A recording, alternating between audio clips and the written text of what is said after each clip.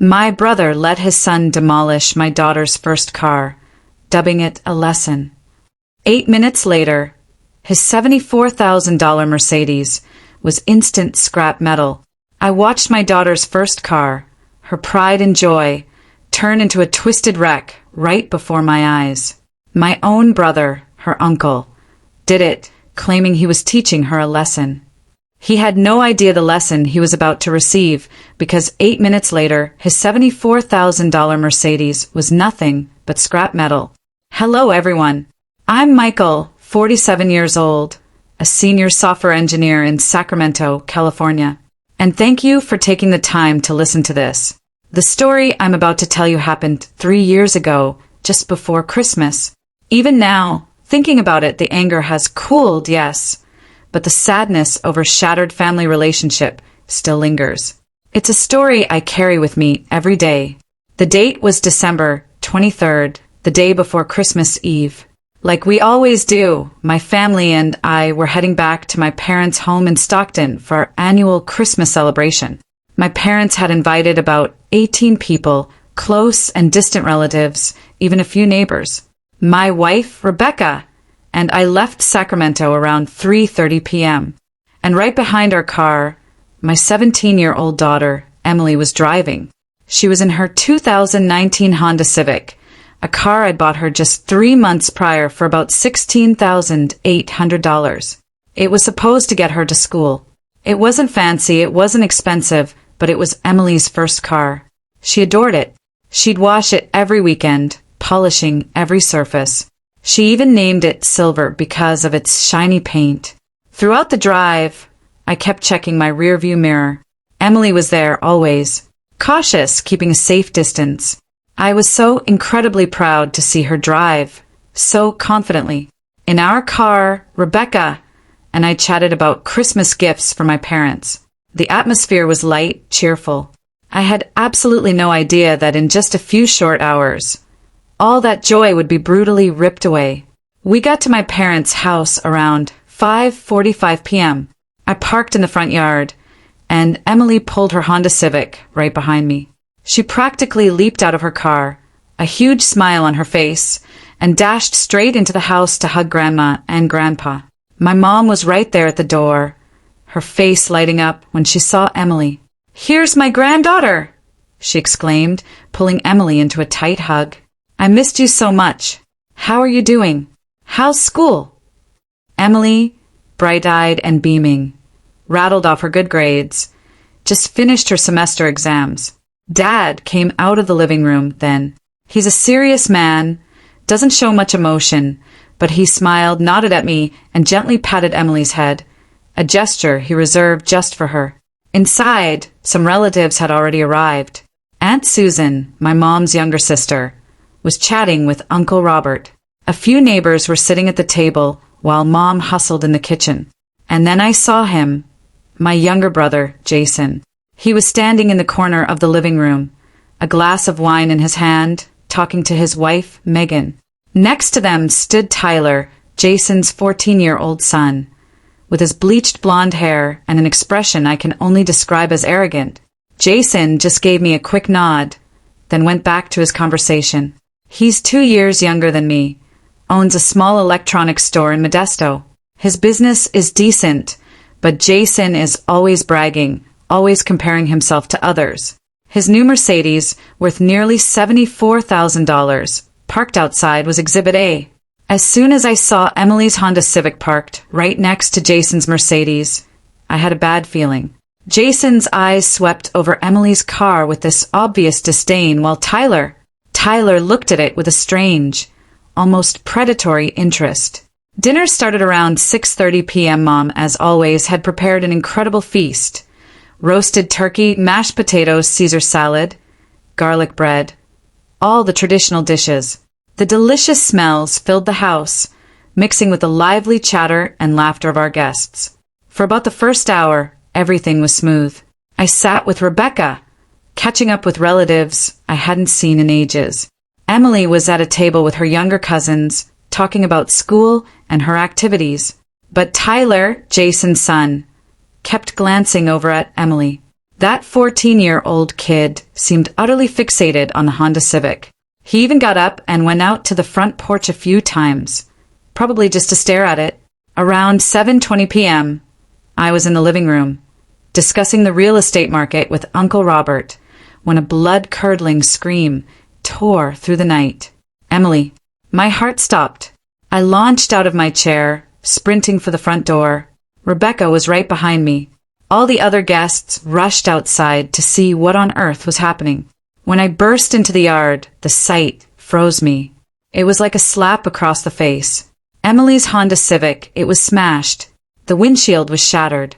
The hood was caved in with deep gouges. Both headlights were completely broken. That shiny silver paint, Emily's silver, was covered in long, ugly scratches. And my daughter, Emily, was standing next to it, sobbing. Her whole body was shaking with fear and pure, raw anger. She ran to me, her voice choked. Dad, Dad, my car is smashed. I pulled her into a tight hug. She buried her face in my shoulder, her whole frame trembling. My blood was boiling, but I tried to keep my voice steady. Who did this, Em? Tell me. She looked up, her eyes red and swollen. She pointed directly at Jason and Tyler, standing a few meters away. Her voice, broken but furious, said, Uncle Jason and Tyler, they wrecked my car. They smashed it right in front of me, Dad. I let go of Emily. I turned, and an uncontrollable rage surged through me. I charged at Jason. Before he could react, I grabbed his collar, pulling him inches from my face. Why? I screamed. Why did you do that? Are you crazy, Jason? He was completely taken aback. He struggled, but I held on tight. For a split second, panic flashed in his eyes, but then he quickly regained his composure, pushing my hands away with this fake outrage. Let me go, he yelled. What is wrong with you? Why are you touching me? Relatives rushed in, trying to separate us. Uncle Robert and a neighbor pulled me back while Aunt Susan helped Jason. The air was thick with tension. In the middle of all this chaos, my father emerged. His expression was stern, his sharp eyes sweeping over each of us. He stood between Jason and me, his voice deep and authoritative. What's going on here? He demanded. Can someone explain this to me? Jason, of course, spoke first. In this sickening, false victim voice, he pointed at Emily. You should ask that Emily girl over there. She's being selfish. She even insulted and challenged Tyler and I. Hearing him say that, I wanted to rush over and punch him right then and there. But Uncle Robert was still holding my arms tight. I gritted my teeth. You are lying. I spat. My daughter would never insult or challenge anyone. Emily, standing next to Rebecca, was crying and shaking her head. Her voice, choked but resolute, reached out. That is not what happened, Grandpa. I never insulted or challenged anybody. Then she added, I simply refused to let Tyler borrow the car because he's only 14 and he can't legally drive. Jason laughed then, a mocking, sneering laugh. He turned to my father, playing the victim again. See, Dad? This girl is extremely spoiled and needs a lesson. She even dared to speak back to adults. The moment Jason finished, my mother's voice cut through the air. Enough! Everyone went silent. They all turned to look at her. My mom is a small, gentle woman. She rarely raises her voice, but when she does, everyone listens. She turned to my father, her voice calm but firm. Thomas, check the camera. Let's see who's telling the truth and who's lying. The blood drained from Jason's face. He turned to Mom, stammering, Camera? Which camera? Didn't you say the camera had broken? Mom looked at him, her eyes cold as ice. She nodded slowly. That's correct. It was broken, but I had it repaired a week ago. Jason stammered again, voice trembling. Why? Why haven't you told me? My mother crossed her arms, raised an eyebrow, and said, Why should I tell you? Do you want to control me? Or do you want me to tell you the color of my poop every time I use the restroom? A few nervous titters broke through the tense silence. Despite the grim situation, people couldn't help but laugh. Jason stood there, pale as a ghost, utterly speechless. My dad didn't say another word after Mom's command. He just pulled out his phone, launched the camera app, and displayed the video from the security camera. Everyone fell silent, their eyes glued to the screen. The atmosphere was so thick, I could hear my own heartbeat. The video started playing, clear as day, under the front porch light. There was Jason, standing in front of Emily's Honda Civic, his expression unreadable. Tyler was walking around the car, touching everything, door handles, rearview mirrors.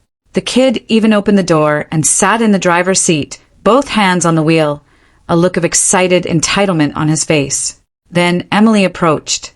Her voice was polite but firm. "Tyler, get out of the car. I do not like people sitting in my car without permission." Tyler didn't even bother listening. He just turned to Emily and demanded, "Give me the keys. I'd like to drive around the block." Emily shook her head. "No way. You're only 14. You don't have a license. By law, you are not permitted to drive." That's when Jason stepped in. He gave Emily an annoyed look. "Emily, let Tyler borrow it. He knows how to drive. He'll just go around the neighborhood. Nothing dangerous." But Emily stood firm. She looked Jason right in the eye. "No, Uncle Jason. Tyler is not yet of legal driving age. I cannot lend it to him. I apologize, but the answer is still no." Jason took a step closer, his eyes cold and threatening. His voice dropped, menacing. "Emily, I'm telling you one last time. Give Tyler the keys. If you don't blame me." Emily took a step back from the threat, but she stayed calm. She raised her head, her voice clear. "Are you threatening me?" I said, "No means no. Whatever you say, I will not change my mind." That's when Jason lunged at her. But Emily was faster. She ran, ducking around the corner of the house, away from the car. Jason yelled in a fit of pure rage, "You dare to run!" "Fine." He looked around, his gaze landing on a large rock lying by the flower bed. He bent down, picked it up. He approached the car, his face a terrifying mask. He raised the rock and he smashed it, hard, against the windshield. The sound of breaking glass echoed, sharp and sickening. Tyler, his own son, jumped in. "Smash it, Dad," he yelled, ecstatic. "Show her who is the boss." And the kid picked up another rock, smashing it into the car body, scratching the paint with this twisted pleasure. Jason and Tyler, a father and son duo, together, destroying Emily's car, all while she stood in the corner of the yard, crying and screaming in absolute despair. "Stop it! Please stop!" Then the video showed all of us arriving. After the video ended, the silence was oppressive. Everyone was in shock. Jason and Tyler stood frozen, their faces pale as wax. Megan, Jason's wife, was next to him, her expression panicked. She wouldn't meet anyone's eyes. I looked at Emily. My daughter was in Rebecca's arms, trembling, reliving those horrific memories. Rebecca was the first to break the silence. She pulled out her phone, her voice cold. "I'm calling the police right now. This is property destruction. It cannot be overlooked." My father raised his hand. "Rebecca, hold off on calling the cops. Let me handle it first." Rebecca looked at Dad, then at me, her eyes full of doubt. I gave her a slight nod. Furious as I was, I wanted to see how Dad would handle it. She reluctantly put her phone away, but stated firmly, "I agree, but I'm only waiting 25 minutes. If there's no satisfactory outcome, I'm calling the police immediately." My father nodded. He turned to Jason, his voice slow and deliberate. "Jason, I'm only saying this once. You and Tyler are apologizing to Emily right now. Following that, you will pay $28,000 in damages." Jason was stunned. His eyes widened. He stammered, outraged. $28,000. What are you saying? That car would only cost around $4,200 to repair. Are you trying to take advantage of me? My father didn't flinch. He asked again, this time his voice colder. How about compensating for emotional harm? Do you think my granddaughter's psychological state would be unaffected by being threatened and seeing her car smashed in front of her? Do you think the repair money is sufficient? Jason still refused. He tried to regain his composure. Families should forgive each other, he said. Why bother calculating every little detail for something so small? After that statement, my father stared at Jason for what felt like an eternity. His gaze was unwavering, piercing through Jason's flimsy excuses. Then he nodded slowly, his voice unusually calm. Fine. Nobody understood what Dad was going to do. Jason, completely misreading the situation, even sighed in relief, thinking Dad had bought his excuse. He turned to Megan, a triumphant smirk on his face, as if he'd just won a battle. He was so wrong. My father turned and walked back into the house. No one knew what he was planning. As I watched his figure disappear, a strange, uneasy feeling rose in my chest. 3 minutes later, Dad reappeared. He was holding a huge sledgehammer. It looked heavy, requiring both hands to lift, but his steps were steady. When people saw him with that hammer, the entire yard fell silent. No one dared to breathe loudly. Several people instinctively took a step back. Dad walked slowly, his steps firm, his eyes as sharp as knives. There was no trace of emotion on his face. He stopped in the middle of the yard, then turned to face all the relatives. Hold Jason, his wife, and Tyler for me, he commanded. Do not let them run. Uncle Robert and several other men immediately stepped forward, grabbing Jason, Megan, and Tyler tightly. That's when Jason started to panic. He struggled, yelling, Dad, what are you going to do? Let me go, everyone, let me go. But my father ignored him. He walked straight toward Jason's new Mercedes, the one he'd bought a few months ago for nearly $74,000, the one he'd boasted about to everyone. Standing in front of that Mercedes, my father raised the sledgehammer high above his head. Then he swung down. The sound of metal clashing rang out, piercing the quiet Christmas night. A deep crater appeared on the Mercedes hood. Jason screamed like a wounded animal. No, this is my car. Stop! Dad, are you crazy? Megan shrieked, her voice shrill and piercing. Please stop, Dad. The car cost $74,000. What are you doing? Tyler yelled. Grandpa, don't smash the car anymore. But my father didn't stop. He kept swinging that hammer with incredible, terrifying strength. He smashed the car doors, the headlights, anything within reach. Each blow of that hammer was like a judgment on Jason's actions. On that Christmas night, the sounds of metal breaking, glass shattering, and Jason's desperate screams combined into a chaotic, unforgettable symphony. 8 minutes later, that luxurious Mercedes was an unrecognizable pile of scrap metal.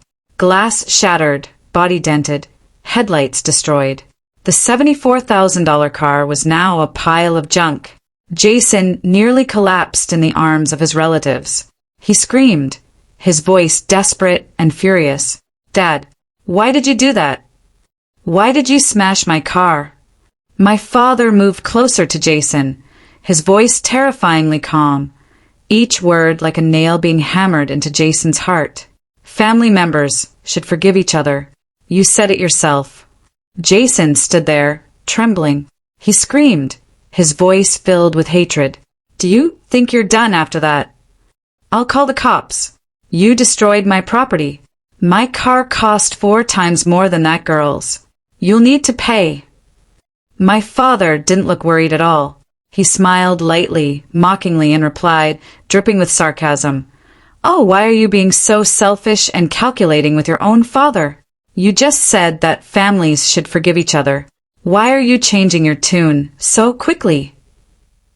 Jason was speechless. He opened his mouth to speak, but couldn't get anything out. My father continued calmly, Besides, I did not destroy your car. Who will testify to that? Jason's eyes widened. He pointed at the guests standing around, his voice almost screaming. Everyone witnessed it. You smashed my car in front of all 18 people here. My father turned to the relatives, his eyes thoughtful. He asked calmly, "Did anyone see me smash the car?" Uncle Robert was the first to speak up, shaking his head in a perfectly fake, innocent manner. "I did not see anything. I was looking elsewhere." Aunt Susan nodded in agreement, her voice low. "I agree. I only saw Jason smash his own car. He must be experiencing a breakdown." One by one, the other guests spoke up. "I didn't see anything." Mr. Thomas was standing still. "Jason was smashing his own car. He must be mentally ill." Jason turned absolutely pale at the betrayal. He looked at Megan, his voice desperate. "Honey, you saw it. You testify for me."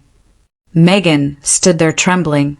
She looked at her husband, then at her father-in-law, and finally at the other relatives, whose eyes were sending clear warnings. She dropped her head and remained silent. At that point, my father moved closer to Jason, his voice low, each word like an axe blow. "Oh, and my camera also broke. What a coincidence." Jason stood motionless, his face like paper. He knew he had lost everything. After things had settled down a bit, my father approached Emily. Dad placed his hand on her shoulder and spoke softly. "Emily, I'm sorry. I should have protected you better." Emily looked up at Grandpa, shaking her head, choking out, "It's not your fault, Grandpa. Thank you for standing up for me." My dad smiled, then told Emily, "I'm going to buy you another car. $22,000. You can choose whatever car you want. We'll sell that old car to a used car lot for whatever we can get. Deal?" Emily's eyes widened in surprise. She looked at Grandpa, then at me for permission. I nodded. She hugged Grandpa tightly, her voice filled with pure joy and emotion. "Thanks, Grandpa. Thank you so much." My father patted her head, his eyes gentle, but tinged with a deep sadness. Jason witnessed the entire scene from a few meters away. He stammered, "Dad, how about my car? You're buying her car while not compensating me for mine." My father turned to look at Jason, his voice devoid of sympathy. "Fix it yourself." Jason couldn't believe what he was hearing. He stammered, indignant, "Dad, you are playing favorites. You're giving your granddaughter $22,000 while telling me to fix my own car." My father moved closer to Jason, standing face to face. "Playing favorites?" he asked. "Emily is my granddaughter, so giving her money is the appropriate thing to do. As for you, you're just an outsider who happens to share my DNA." Jason recoiled as if he'd been physically punched. His face completely changed color. My father continued, his voice cold. "Jason, the moment you lied and refused to apologize or compensate, you stopped being my son. You ended our father-son relationship with your own hands." The atmosphere was oppressively silent. Everyone stood there. No one dared to say anything. Jason stood trembling, his eyes red with rage and humiliation. He took a deep breath, regained his composure, and gritted his teeth at my father, his voice laced with threats. "Okay, assuming that's what you want. Okay, I'll sue you for property destruction.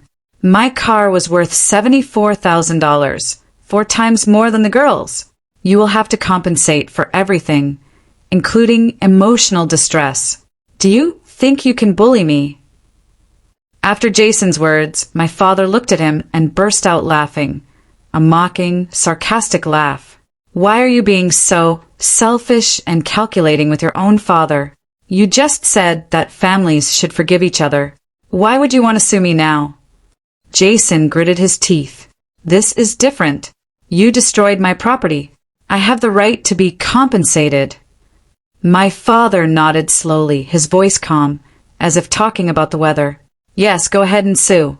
But keep in mind that I also have the video of you and Tyler smashing Emily's car. Do you want me to share it on social media?" Jason turned bone white. He stammered, "You wouldn't dare." My dad immediately cut him off, his voice cold as ice. Your customers will be pleased to see you threatening a 16-year-old child and smashing her car, simply because she refused to let your son borrow it. Your customers will be very impressed." Jason stood there as if struck by lightning. His face was pale white, his hands trembled. He knew, if that video went viral, his reputation would be ruined. His electronics store would crumble. The career he'd built over the years would collapse. Megan took a step closer to her husband, grabbing his arm. In a panicked whisper, she urged him, "Let's go, honey. Don't make this any bigger. Let us go home." Jason looked at his wife, then at my father, and finally at the relatives who were now looking at him with cold, judgmental eyes. He knew he'd lost. With a hateful tone, he snarled, "Fine. I'll never return to this house again. Consider that you do not have me as a son. We will end our relationship from now on." My father looked at Jason, his expression devoid of emotion. He nodded slowly. His voice was cold and final. "Good. I've been waiting for you to say that for a long time. But please don't come back here crying and begging later. This door is permanently closed to you." Jason gritted his teeth.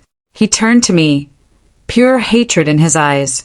"Don't expect me to forgive you either, Michael. You and your daughter will pay for what happened today." I looked him straight back. "I don't need your forgiveness. And if you dare to touch my daughter again, I will not just call the police." Jason opened his mouth to speak, but Megan had already pulled him away. She turned, her voice urgent. "Tyler, follow me. We are leaving right now." Tyler hurried after his parents, his head hung low, not daring to look at anyone. Jason's family summoned a taxi and vanished into the cold Christmas night. His smashed Mercedes lay there, a stark, twisted reminder of what had just occurred. After Jason and his family left, the party's atmosphere slowly, hesitantly returned to normal. My mother walked over to Emily, hugged her tightly, and whispered in her ear with so much love, "My granddaughter is excellent. You did the correct thing. Don't be sad anymore." Emily nodded, hugged Grandma back, and whispered, "Thanks, Grandma." A few seconds later, my father signaled everyone to continue. He said calmly, "Okay, it's over now. Everyone, continue eating and drinking. Today is Christmas night. Don't let unpleasant things spoil the party." And slowly, carefully, people started to rejoin the celebration. Laughter and conversation resumed, though it wasn't quite with the same vigor. At that moment, I approached Dad, put my hand on his shoulder. "Thank you," Dad said. He looked at me, his eyes gentle, but tinged with such deep sadness. He sighed. "I failed in raising Jason, Michael," he admitted. "He became that way because of my mistakes, but I couldn't let him harm my granddaughter." I just nodded. An indescribable emotion swelled in my chest. I understood how difficult a decision Dad had made. Giving up your own child, it's never easy, no matter how much they've strayed. For days after that fateful Christmas night, my father drove a dark blue 2023 Honda Civic to my Sacramento home. Emily was doing homework in the living room when the doorbell rang. She dashed to open it, then froze. Grandpa was standing there, car keys in hand. He smiled. "Here's your new car, Emily. I promised, didn't I? Go take a look." Emily screamed with joy. She ran to the yard, her eyes wide as she gazed at the brand new car. She turned back and hugged Grandpa tightly, her voice choked with emotion. "Thank you, Grandfather. Thank you very much. I'll take very good care of it." My father patted her head. "I know you will. You are a good kid. I am proud of you." Afterward, Dad came inside to join Rebecca and me for tea. He told us Jason had sent people to tow away the wrecked Mercedes the day before. Dad sighed, his voice heavy with weariness. "He didn't say anything to your mother or me. Just sent people to get the car, then left." He paused. "Your mother is depressed, but she realizes this was the right decision." I nodded, then asked, "Do you regret it, Dad?" He remained silent for a long time. Then he slowly shook his head. "No, I do not regret protecting my granddaughter. My only regret is not raising Jason better when he was younger. If I had been stricter, he might not have turned out like this. I didn't know what to say, so I just put my hand on his shoulder, offering what little comfort I could. 3 years have passed since that Christmas night. Jason has never returned to my parents' home. He kept his promise, or perhaps his threat, that he would never return. Tyler, Jason's son, also doesn't visit his grandparents. He's 16 now, but he's never shown up for any family events. In fact, a few months ago, Mom accidentally ran into Tyler at the supermarket. She approached him, tried to say hello, but the kid just looked at her with cold, empty eyes and said contemptuously, "You're not my grandmother. Do not claim to be." Mom stood there, as if someone had physically slapped her. Tyler turned his back and walked away. She watched in silence, her eyes red, but she didn't shed a single tear. When Mom told me about it, her voice was calm, but I could feel the deep, unhealable pain in her heart. She sighed. I don't blame him. He is still a child, raised in this manner by his parents. What does he know? I feel bad for him. I didn't know how to comfort her. All I could say was, "Don't be sad, Mom. You still have Emily and me." Mom nodded and smiled at me, but I knew she was hiding a pain that couldn't be healed. Looking back over these 3 years, I've learned 5 incredibly important lessons. Lesson 1. Teach children to say no and respect their boundaries. Never allow family or societal pressure to force you or your children to act inappropriately. Lesson 2. Excessive spoiling produces spoiled children. Teach them they can't have everything they want, and that being told no is a normal part of life. Lesson 3. Never use the word family as an excuse to bully others. A true family isn't one where people can hurt each other without repercussions. Family love must be founded on mutual respect. Lesson 4. Actions speak louder than words. Sometimes you have to make incredibly difficult decisions to protect the people you care about most. And the final lesson, the consequences of bad actions will follow you throughout your life. You cannot turn back time, so think carefully before acting. My family's current situation is relatively peaceful. Emily is 19 now, getting ready for college. She still drives the Honda Civic Grandpa gave her, and every time she mentions it, you can hear the gratitude in her voice. My parents are still in their home in Stockton. They're healthy, but yes, I can still see the sadness in their eyes when someone accidentally mentions Jason. As for Jason, he's still in Modesto, running his electronics store. We no longer communicate, and frankly, I don't think we ever will again. Despite many people supporting us, some still criticize my family. They claim Emily was too selfish, that she caused the family drama. They say my father played favorites, but they don't know the full story. They don't know the true cost of that Christmas night. And they certainly don't understand the difficult choices that have to be made when family becomes toxic.